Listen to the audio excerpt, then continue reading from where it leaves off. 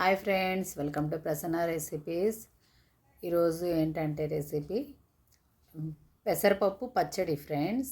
చాలా బాగుండిద్ది. ఇవన్నీ ధనియాలు, జీలకర్ర అంటే వన్ బై వన్ అన్నీ వేపుకొని లాస్ట్కి ఇట్లా మొత్తం కలుపుకోవాలి. ఎండుమిర్చి, చిన్నులపాయి, మెంతులు, జీలకర్ర, ధనియాలు, పెసరపప్పు వేపుకొని ఇలా ఫ్రెండ్స్ ఇలా వేపుకొని ఉప్పు మొత్తం వేసుకొని లాస్ట్లో వేసుకున్నాను నేను. ఉప్పు లాస్ట్లో మొత్తం ఇట్లా కలిపి కొంచెం ఆయిల్ వేసి వేపాలి. చింతపండు కావాల్సినంత, ఒక ఉల్లిపాయ, చిన్నులపాయ వేసేసాను. మిక్సీ వేసినాక మీకు చూపిస్తాను. రోటి పచ్చడి మా ఇంట్లో రోల్ లేదు.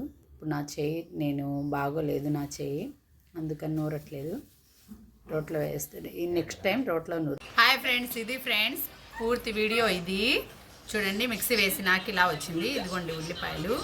ఇది వేడి అన్నంలో వేసుకుని తింటే ఎక్సలెంట్గా ఉండేది ఫ్రెండ్స్. నెయ్యి వేసి వేడి అన్నంలో తింటే ఎక్సలెంట్గా ఉండేది ఫ్రెండ్స్. ఇది వీడియో. నెక్స్ట్ వీడియోలో కలుద్దాం. బాయ్.